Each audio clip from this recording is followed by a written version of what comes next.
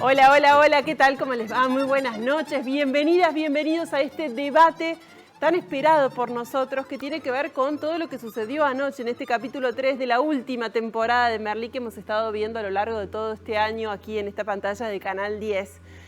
Y el capítulo de anoche fue un capítulo especial, no solamente porque abordó digamos, es un capítulo especial en el sentido de que no es un filósofo que Merlí tuviera en su currícula. Bueno, ya nos tiene acostumbrados Merlí a tratar temas que están fuera de su currícula, pero puntualmente lo que vimos anoche es una situación traumática para muchos de los peripatéticos que vieron cómo un hombre se suicidaba y justo ellos estaban entrando a clases. Fue un tema, obviamente, que fue transversal a todo el capítulo, que Merlí aprovechó para tratar en clases de la mano de Albert Camus, de este filósofo del absurdo. Vamos a hacer la pregunta del millón, por supuesto, a nuestra filósofa esta noche. Está con nosotros Ernestina Godoy, tenemos psicólogos en la sala, tenemos docentes, tenemos licenciados en ciencia política, licenciados en letras, escritores, tenemos un elenco de lujo. Voy a saludar a Ernestina Godoy, ella es licenciada en filosofía, también docente de secundaria, ya es habitué de este programa. Bienvenida, Ernestina, gracias por sumarte. Hola, gracias a ustedes por convocarme de vuelta. Albert Camus es el filósofo que toma a Merlí, en realidad que echa mano justamente para tratar un tema que sucede, que le sucede a sus alumnos puntualmente. Y la pregunta del millón, ¿la vida es un absurdo, Ernestina? Sí, es un absurdo y debe serlo además, según Camus, por supuesto, porque es la forma en la que a la vez tenemos de reafirmarnos a la vida.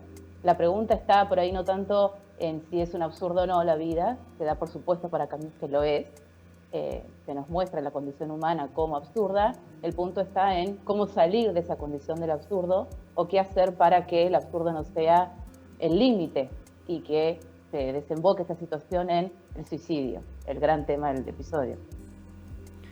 Ahí queda planteado. Entonces voy a saludar a Sofía Soto, ella es licenciada en psicología. Bienvenida, Sofía. Sos especialista también en uno de los grandes temas que vimos anoche, que es el tema del suicidio, ¿no? ¿Y cómo entra la clase? Esa es la pregunta para vos. ¿Cómo ingresa el suicidio a tratarse con adolescentes? Gracias por invitarme y participar en este debate interesante. El suicidio entra en las clases de diversas maneras, más allá como lo toma Merlí en esta aula, en esta manera de hablar con los chicos. Entra de muchas formas, de demasiadas formas, y sobre todo entra con las preocupaciones, los problemas y los grandes debates que tienen los adolescentes hoy, internamente. ¿Es un tema ajeno para ellos hoy? No. No es un tema ajeno para ellos. Ellos lo tienen presente. Bien. Voy a saludar a David Boloj, él es docente, es el escritor, licenciado en letras. Bienvenido, David, gracias por sumarte. Muchas gracias a vos también por la invitación, el programa. Y sí, el capítulo es así muy interesante para pensarlo, para hablarlo. David, ¿cuál es el rol que juega Merlí ahí? Porque él se sale de la currícula, él ya está acostumbrado a salirse, sí. ¿no? Sí, a mí me parece interesante cómo dentro de ese acontecimiento externo encuentra rápido una posibilidad de abordaje. Y justamente desde un lugar en donde el tema es el suicidio, pero conociendo al autor y desarrollando un poco, se encuentra que a pesar de lo que decía recién la filósofa, a pesar del absurdo que puede tener la existencia, la afirmación en ese absurdo y la posibilidad de vivir experiencias aparece como una respuesta.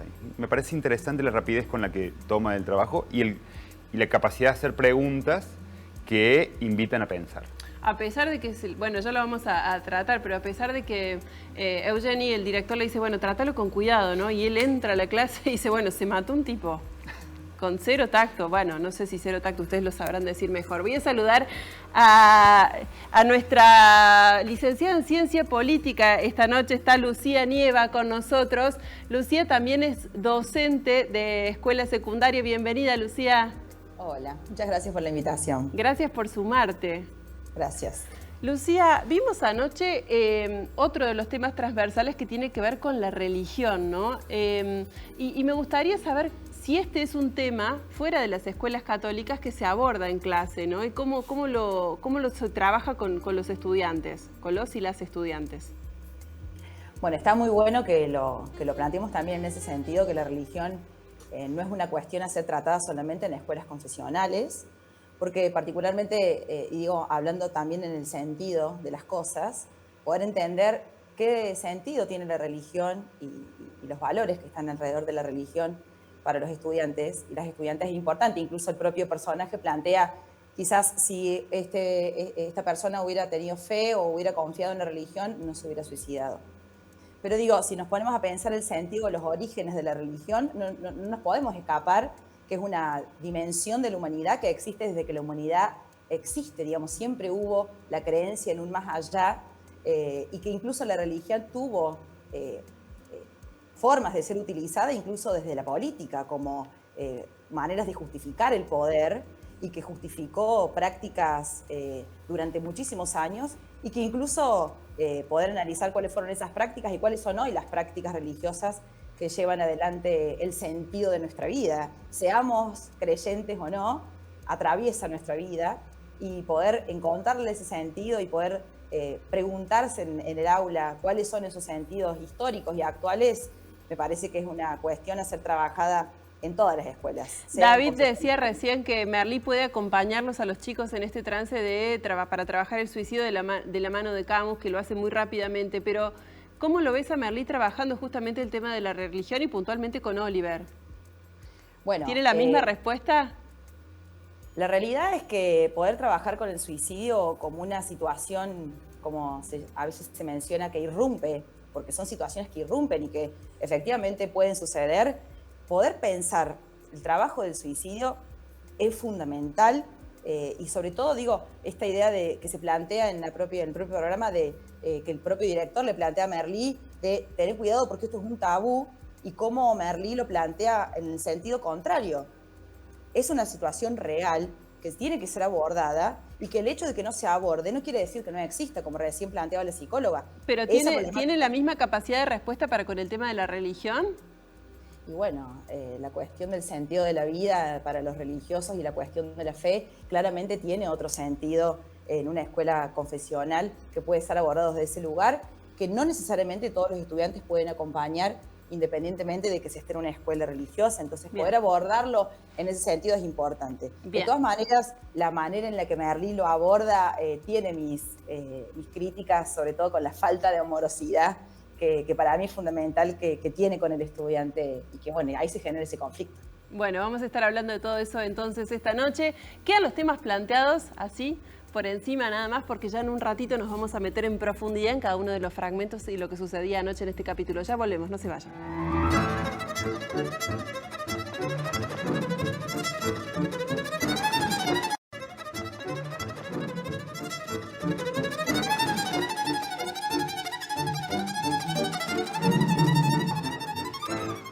Bueno, anoche vimos que Tania, Berta y Iván son testigos de un suicidio, ¿no? Yendo camino de la escuela. Bueno, vamos a poner blanco sobre negro. ¿Se tiene que hablar del suicidio, sí o no, Sofi? Sí, se tiene que hablar del suicidio, sobre todo en la etapa adolescente, acá donde podemos ubicar la serie Merlí, porque es algo que, como bien decía ahí, es tabú, pero es algo que se habla. Se habla entre los adolescentes, se habla con el mejor amigo que le dice no cuentes mi secreto, y el adolescente no tiene las mismas respuestas que tiene el compañero, que tiene el par.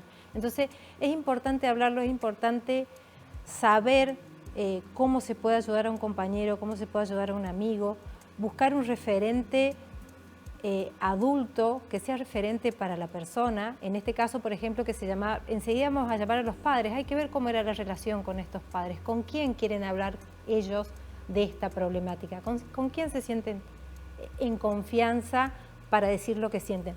Presenciar este tipo de conductas, en este caso, es muy disruptivo en la vida de una persona y tenemos que tratar de que no llegue a ser traumático. Y esto es hablándolo. Bien, ahora, Visibilizar, o por lo menos existe como una norma en periodismo que dice que cuando uno visibiliza estas cuestiones o estas noticias generan como un efecto contagio. En ese sentido te lo pregunto, visibilizar, ¿no iría en detrimento de...? No, visibilizar no, porque la idea de quitarse la vida la pueden sacar de cualquier lado. La pueden sacar de una serie, de una película, no sé si recuerdan 13 razones por qué, El juego de la ballena, que trajo esto a los adolescentes. La idea se la puede sacar de cualquier lado. La cuestión es que tratemos de que se quede con la idea y que no vayan a ya poder planificar o pensar en el cómo hacerlo. Entonces esto es importante poder decir y en este caso poder debatir a ver qué otras soluciones hay para no quitarse la vida. Pensemos qué podemos hacer para no quitarnos la vida, qué otras soluciones podemos buscar a esto que nos está agobiando, que es mucho, ¿sí? Porque para tomar esta decisión una persona está muy agobiada, está muy vulnerable y por ahí piensa que la única solución es quitarse la vida y no puede ver que hay otras soluciones. Entonces lo importante es preguntarle por qué lo quiere hacer, para qué lo quiere hacer, es hablar abiertamente. Y la verdad que yo he trabajado en muchas escuelas y los adolescentes a nosotros como profesionales nos han puesto en jaque, digo yo, como diciendo, ¿por qué vienen ahora? ¿Por qué no vinieron antes? ¿Por qué esto no pudimos hablarlo antes? Así lo podemos ayudar a nuestros compañeros. Lucía, ¿visibilizar sí o visibilizar no? Visibilizar tiene que ser un sí, pero no solamente la cuestión del suicidio. Yo creo que la Ley de Educación Sexual Integral viene a plantear estas cuestiones, sobre todo lo que recién planteaba ella en relación a las prevenciones, porque digo, si el suicidio llega a ser una posibilidad a ser pensada, nosotros como docentes tenemos que estar antes también para ver cuáles son, abordar las situaciones que puede llevar a un estudiante suicidarse o autoflagelarse. Entonces, poder desmitificar o poder hablar de cuestiones que son reales, que suceden y que el hecho de que no las nombremos no van a hacer que dejen de suceder, son fundamentales. Generar esa confianza en los estudiantes y trabajar en que ellos puedan sentirse acompañados y sobre todo visibilizar sus problemáticas que los pueden llevar a tener la intencionalidad de querer perder el sentido de la vida o hacerse daño a sí mismos. Y en ese sentido, por eso la ESI es tan interesante para poder abordar muchas problemáticas que puede llevar a un estudiante a pensar en la posibilidad de suicidarse. Las adicciones, el bullying, incluso la formación de las propias masculinidades, la discriminación en general. Digo, las problemáticas que se pueden abordar para poder prevenir el suicidio son fundamentales y por eso la maravilla de la Ley de Educación Sexual Integral para poder romper este tabú, como muchos otros, para trabajarlos en el aula. David, vos asentías cuando hablaba Lucía. Justamente pensaba en esto, en que hay contenidos transversales que falta llevar al aula de manera orgánica y pensarlos así, ¿no? Derechos humanos también es un contenido transversal y por lo general se transforma en parte de la currícula para la efeméride del 24 de marzo o recuerdo de la Guerra de Malvinas, cuando en realidad se puede trabajar durante todo el año y lo mismo con los contenidos de ESI, que no, por ahí ha costado en algunas instituciones pensarlos más allá del lugar de lo biológico o del tema de la salud en términos físicos, de prevención de enfermedades, cuando en realidad son contenidos y hay toda a su vez hay material para la formación que te permite estos abordajes que decía Lucía. Bien, te saco de tu lugar de docente y te llevo a tu lugar de escritor, porque contabas fuera del aire que cuando Goethe publicó su libro sobre suicidio, se produjo una ola allí de suicidios y tuvo que ser retirado del mercado. ¿Fue así? Sí. El libro se llama Las desventuras del joven Werther, que es como el primer momento del romanticismo alemán y que va a generar todo un estereotipo. O sea, la historia es básicamente un joven que se ha enamorado y que no es correspondido y que padece el mundo. Padece el mundo y termina quitándose la vida. Después de la publicación del libro,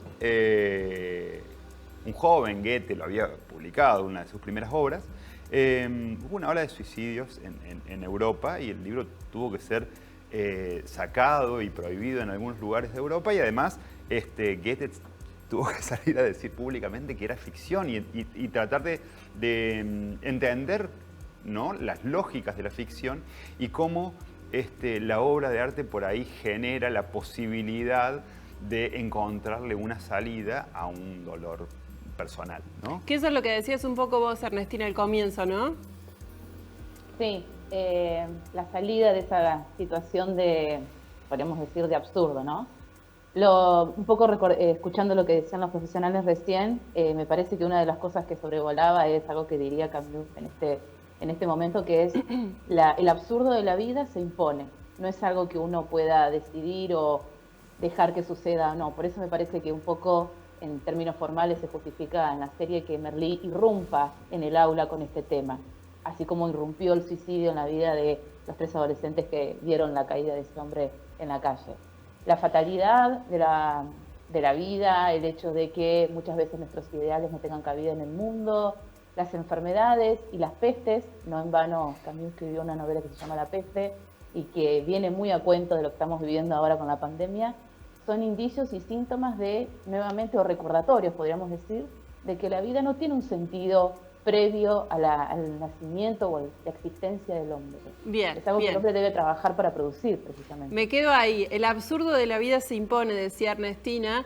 Y a propósito de eso, Merlí echa mano de Albert Camus para presentárselos a sus peripatéticos y explicar justamente al suicidio como una respuesta filosófica. ¿Qué viste en Merlí el docente, David, ahí? Ahí lo que más me interesa es cómo a través de una presentación que siempre es magistral, ¿no? Al principio de los capítulos, cuando presenta a un autor, monopoliza la palabra, pero hace preguntas o traslada las preguntas que estos filósofos se van haciendo a los estudiantes. Entonces invita constantemente a pensar. Hay un momento anterior en el cual el director y la profe, creo que es de historia, están charlando y ella le cuestiona que Merlí no evalúa, ¿no? De manera tradicional se salta cosas del programa y eso, y no evalúa. Y a mí me parece que esa forma que tiene de presentar interrogantes y darles tiempo para que se reflexionen. La respuesta inmediata no es la respuesta que termina al final, instalándose al final del capítulo, es también una forma de evaluación, el tiempo de reflexión, que no está prevista por el sistema como tal. Entonces, por ahí eso es lo que me gusta de este capítulo en particular, de la presentación que hace de Camus, la relación que hace con el mito, y sin terminar de contar ni cómo ni por qué Sísifo termina empujando esa piedra terrible, ni cuál es la respuesta que da Camus, lleva y traslada la pregunta a los estudiantes. Y bueno, en el marco de todo el capítulo, vemos cómo van apareciendo, como hablábamos antes, el tema de la religión, Bien. el tema del sentido, Bien. que son a los lugares a los cuales esas preguntas conducen. Bien. Sofía, al comienzo hacías referencia a los juegos, ¿no?, que aparecen en torno al suicidio. Me gustaría que me cuentes un poco más de eso, sobre cuáles son esos juegos y por qué aparecen, cuáles son las razones. El juego de la ballena, que apareció hace ya no me acuerdo cuántos años, que también apareció el momo, que también aparecieron ciertas cuestiones. Cierto, tenés razón, el momo fue hace poquito, este año. Sí, desapareció en los adolescentes y después volvió a aparecer en los niños. En niñitos. En niñitos. El juego de la ballena tiene toda una, si le podemos poner, idiosincrasia de la persona que lo creó a este juego, que implicaba ciertos pasos y hacer ciertas cuestiones, y estaba destinado, aunque uno le puede llegar a sorprender, a personas vulnerables, ¿sí? La idea de este juego, que en realidad se pensó para adultos, terminó siendo para adolescentes, era la supervivencia del más fuerte, ¿sí? Obviamente, en la adolescencia hay mucha vulnerabilidad. Entonces, este juego aparecía en ese momento, en esta edad, y los chicos se iban como transmitiendo o como compartiendo este juego. Acá lo importante también es ver que si se produce este juego donde mi hijo adolescente nunca pasaba una noche despierta, ahora lo hace, nunca pasaba un día sin comer, ahora lo hace, nunca Esos veía... son señales de alerta, decís vos. Claro, y tiene que ver con este juego en particular. Y nunca pasaba sin ver películas de terror y ahora lo hace un día entero. Entonces, también la sociedad, la familia, a ver cómo vemos a estos adolescentes. A mí me parece interesante acá y yo siempre traigo esto de devolverle la palabra a los adolescentes porque nos tienen que decir mucho. No es que son, ay, adolescente, la edad del pavo hace muchos años. Son reflexivos, son críticos, son apasionados por muchas cosas que le pasan. Entonces, hablar con ellos, devolverle la palabra, creer en lo que ellos están diciendo, es sumamente importante en estos casos, porque genera mucho, yo que he atravesado muchas escuelas hablando con ellos, te genera mucho, a mí me genera mucho placer devolverle la palabra, escucharlos, creer en ellos, no es que está perdido, porque tienen muchas ideas y hay que saber, hay que darle lugar a que hablen, a que se expresen y a que digan. Me encantó. Vamos a recordar otro fragmento de la serie, del capítulo de anoche, de este capítulo 3 de la tercera temporada, donde se habla justamente del absurdo. Vamos. Ernestina Merlí les dice que se suicida el que previamente ha querido darle un sentido a la vida, ¿no? ¿Coincidís? Sí. Yo personalmente es un montón, pero puedo extender un poco las palabras o lo que quería decir Camus, me parece, con eso. Y creo que por eso también sentía Camus un poco de, no sé si rechazo, pero desconfiaba un poco de los paquetes de sentido que la sociedad vende. La religión, el consumo, por ejemplo, o determinada forma de navegar por las redes sociales, ya dan un sentido preestablecido, más que lo imponen, y cuando no se cumple con esa expectativa, bueno, se descubre o se devela esto que caracteriza la condición humana, que es el absurdo, ¿no? Que el sentido es individual en el sentido de que se crea o debe ser creado por cada uno. Y lo más interesante me parece lo que dice al final Merlí, este vitalismo de Camus, en tanto el suicidio en realidad no responde a la pregunta por el absurdo de la vida, es como que es una salida, podríamos decir espuria, porque disuelve la pregunta en vez de resolverla, sino que la verdadera salida sería reafirmarse en ese absurdo y hacer hincapié en lo que llama Camus el hedonismo de la vida. Esto es, aunque sea un poco cursi y tiene profundidad metafísica, es el amor, el encuentro con el otro en tanto humano desde el amor, desde la política y desde el arte, por ejemplo. La religión puede ser, o una determinada religión, una manera o una herramienta para encontrar o para el encuentro amoroso con el otro. Bien. Pero no la religión en cuanto a institución, podríamos decir. Bien, ya vamos a estar profundizando justamente también en ese tema. Lucía, me quiero tomar una licencia con vos, porque fuera del aire nos contabas que cuando adolescente tuviste una experiencia en la escuela, que se frenó la escuela por un caso de suicidio. Quería preguntarte cómo lo viviste en ese momento, o qué recordás de ese momento, y cómo ves este correlato con lo que sucede en Merlí. Bueno, particularmente, como les contaba, nosotras en el colegio en ese momento éramos todas mujeres, y en otra escuela, donde también eran todas mujeres, un grupo de chicas habían hecho un pacto para quitarse la vida y, bueno, lo habían hecho efectivo, lo cual para nosotros fue muy impactante y, digamos, tuvimos una misa en ese sentido y no se habló mucho más del tema, cuando en verdad claramente era algo que nos afectó muchísimo a todas en ese momento y quedó ahí. Entonces, por eso también la importancia de poder abordar estas cuestiones, irrumpan o no irrumpan en la escuela. Y particularmente a mí me gustaría, en relación a lo que veníamos hablando, la importancia de repensar, de nuestro rol, sobre todo lo que planteaba recién la psicóloga, de la importancia del valor de la palabra de los estudiantes, y cuando tienen la morosidad de sentirse escuchados, tienen mucho para poder decir y sobre todo para poder reconocer cuáles son los sentidos que ellos tienen sobre sus vidas, porque a partir de ahí es donde nosotros y nosotras podemos acompañarlos en encontrar sus sentidos y tener una vida más digna, más amorosa. Me encantó la reflexión. Tenemos que hacer una nueva pausa aquí en este debate de Merli. Tras la pausa vamos a meternos con la religión y con un montón de otros temas que han quedado allí en el tintero. No se vayan, ya volvemos.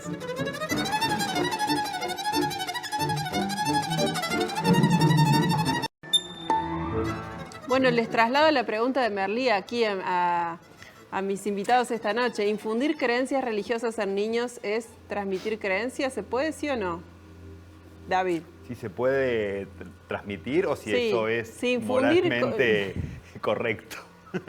Opción B. No, yo creo que son prácticas culturales, tradicionales, que están instaladas y arraigadas en la sociedad. Por ahí lo interesante de la escuela es en nuestro país que es laica, ¿no? Y eso no significa desconocer la religión, está la existencia de la religión, pero de alguna manera entra en el aula con algún sentido pedagógico, con algún sentido educativo. Bien, Si bien. no, Te traslado la pregunta de Merli, Lucía. ¿Se puede o no se puede en niños? Se puede y se hace. Digamos, la religión es una cuestión impuesta y que, como recién planteaba el compañero, tradicionalmente se inculca y forma parte de las instituciones educativas. La cuestión es ponernos a pensar también cuáles son las otras imposiciones que también circulan en las escuelas que van más allá de lo educativo y que también forman parte de esta manipulación que plantea Merli, de las cuales también, o digamos, en términos de la religión, dejamos de lado cuando hablamos de que hay muchas cuestiones a pensar, sobre todo si planteamos en las imposiciones en relación al género o otras imposiciones en relación a los consumos o a los mandatos de belleza, como planteaba recién la compañera, que son importantes a tener en cuenta para poder desarmar esos sentidos, que también en las escuelas, sobre todo cuando se llega al nivel secundario, se pone ese contraste de, bueno, esto que hemos aprendido hasta ahora en relación en términos de la religión. Bueno, ¿cuál es el sentido que tiene para nosotros y para nosotras? ¿Y cuál ha sido el sentido histórico de la religión para poder pensarlo no solamente en esos términos, sino también ponerlo en contraste en relación a lo que viene a proponer la ciencia como otra verdad evidenciada, que es la que nosotros tenemos que, en definitiva, también traer en el aula? Entonces, pero de alguna forma, me quedo pensando en esto que decís y se lo traslado a Ernestina, de alguna forma todo es imposición, ¿o no? Sí, el truco está en darnos cuenta que es una imposición. Y ahí viene la filosofía con sus molestias. El punto es que cuando se impone, muchas veces tiene el carácter de natural, de lo dado, de lo normal, que era uno de los temas que habíamos abordado con Foucault la otra vez que estuve. Al ser naturalizado, uno se olvida de que es una imposición, que es una construcción humana, y tiene el carácter de natural, de que viene de arriba, de algún lugar que me excede en tanto humano, y que la única posibilidad que tengo es acatar eso y vivir porque es lo que se espera de mí. Y bueno, insisto, en esta cuestión del absurdo, ese extrañamiento en el cual se encuentra el hombre en el absurdo, y ahí también aparece otra figura de Camus, que es la del extranjero en su novela, precisamente nos permite ver esto, que no hay nada dado que deba ser cumplido de esa manera, y que tenemos el trabajo, en tanto hombres y mujeres, de revisar eso y ver hasta dónde puede reflejar el sentido que le queremos dar y dónde, bueno, no nos queda corto. Estar atentos al truco. Bueno, vamos a recordar otro fragmento de lo que sucedía anoche que tiene que ver justamente con la creencia del agnóstico. Pobre, lo incomoda a tal punto que... Pero él se mantiene estoico, ¿no? Se mantiene ahí firme Oliver con su creencia, pero lo hace tan valer, en un momento tiene que ir a la iglesia a comprobarlo. ¿Cómo viste eso? sí, a mí me parece que un docente, especialmente Merli, pero pensando en la docencia, logre generar un espacio de confianza en el aula que se proyecte afuera de las fronteras del aula, y entonces el estudiante, el adolescente, es un sujeto habilitado para hablar y cuestionar lo que yo digo, me parece que es lo mejor que tiene la serie. Me parece que se le planteen, que él vaya a través de un trato amoroso, que tiene que ver eso, con querer al otro, con conocer al otro, con entender al otro y con que el otro lo conozca a uno y sepa que a veces, justamente en este capítulo, Merli está cruzado por otros problemas. Vive y cruzado, eso, Merli. Pero eso no queda fuera del aula. Cuando uno construye una relación amorosa con sus estudiantes y de confianza, se desacartona como docente, se pierde el halo inmaculado que rodea la relación estudiante-alumno, y uno es uno más. Y entonces el otro, el adolescente, estamos preparados para escucharlo, porque es una palabra tan válida como la nuestra. Si uno no logra eso, es muy difícil que un adolescente te hable en esos términos. ¿Psicología y religión están en veredas opuestas, Sofi? No, yo creería que no. Yo no sé cómo definirme en cuanto a la religión, pero acá me parece que se abre un debate interesante con Merlí y el estudiante, que tiene que ver con esto de alguien que está criticando a una institución, y el alumno o el estudiante, digamos, que él está diciendo, no, la institución, no sé, es la fe, es lo que yo creo, es lo que a mí me lleva a tener esperanza en algo, que algo va a cambiar, un sentido, que a veces tiene que ver este sentido, es decir, por ahí en la institución no creo, pero por ahí sí en la fe, en la esperanza, en algo que a mí me proyecte hacia un futuro, que yo lo puedo ver, que hay algo ahí que me pueda respaldar.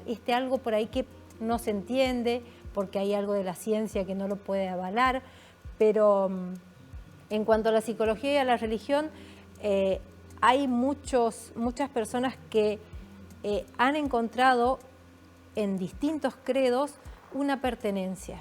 Y eso ayuda también a que la persona no esté aislada y no esté solo, que son uno de los factores de riesgo en la conducta suicida.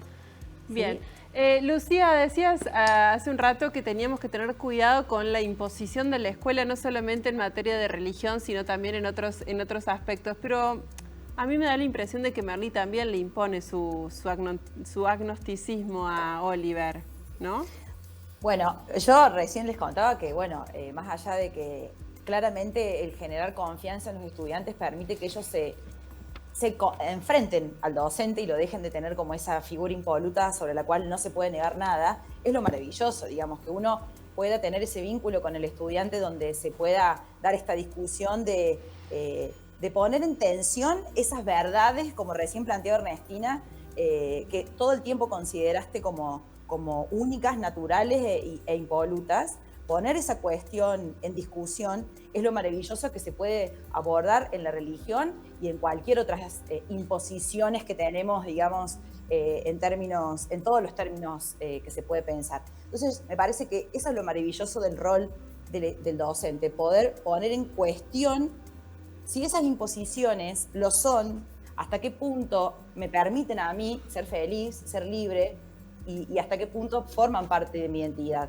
Y sobre todo, como recién también planteó Ernestina, poder conocer otras maneras en las que la religión fue impuesta a lo largo de la historia, de qué modo lo fue, a quién benefició y a quién no, para poder conocer lo distinto, lo diferente, incluso en términos de otras religiones, si hablamos en términos de diversidad, conocer qué otras religiones existen, qué sentidos tienen, y sobre todo, digo, en términos de agnósticos y ateos, ponernos a pensar, bueno, si en algún momento las prácticas religiosas llevaron a sacrificar vidas humanas, ¿cuáles son las prácticas que hoy llevamos adelante en el nombre de la religión, seamos o no seamos agnósticos? Digo, si vamos a pensarnos en la festividad de la Navidad, por ejemplo. Entonces, poner a ver cuáles son esas prácticas que siguen siendo parte de nuestra vida en el nombre de la religión, también tiene un sentido valorable a la hora de pensar, bueno, cuál es el sentido de la religión hoy y hasta qué punto nos hace bien o no.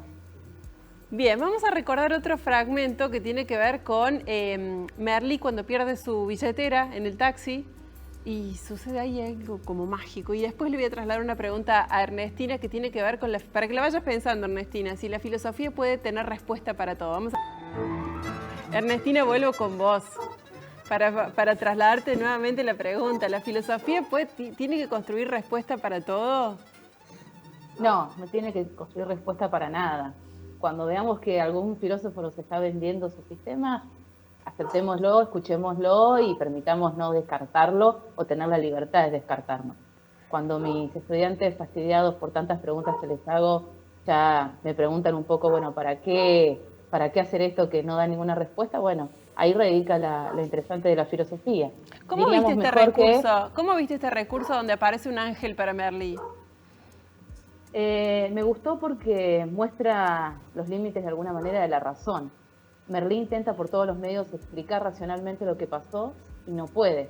Y ahí la pregunta es, ¿qué hacer cuando la razón o la explicación lógica, racional, no alcanza? ¿Hacemos el salto de fe y tratamos de ver qué nos puede decir la fe? ¿O tratamos de forzar todavía esos límites de la razón? ¿Lo descartamos? Bueno, Merlí parece que queda ahí medio tambaleando. Me encantó y no le gusta eso. para nada, por supuesto. Me encantó eso. David, ¿el límite de la razón es la fe? No sé si hay tampoco una respuesta para eso. Me parece que por ahí la aparición de este personaje en el capítulo logra salir, que Merlí salga del ensimismamiento, ¿no? De estar pensando en sí mismo y agobiado por un problema que él tiene y por una incapacidad de llegar con sus ideas, lo que vos preguntabas antes, si se impone, si Merlí no trata de imponer algo. Bueno, ahí pareciera que sí, y que se encontró con una frontera, que es la frontera de la fe. Y quizás este recurso no es para que él se cuestione su racionalismo o su capacidad de pensarlo, pero sí para que empiece a salir de sí mismo y a encontrarse con el otro, a mirar al otro. Es el momento en el cual después está la escena en la cual conversa y brindan con Oliver, y sin este hecho sobrenatural, pareciera que ha perdido Merlí la capacidad de mirar al otro y de encontrarse, que es justamente lo que viene haciendo en las temporadas anteriores. Bien. Corte, el último. Ya volvemos, no se vayan.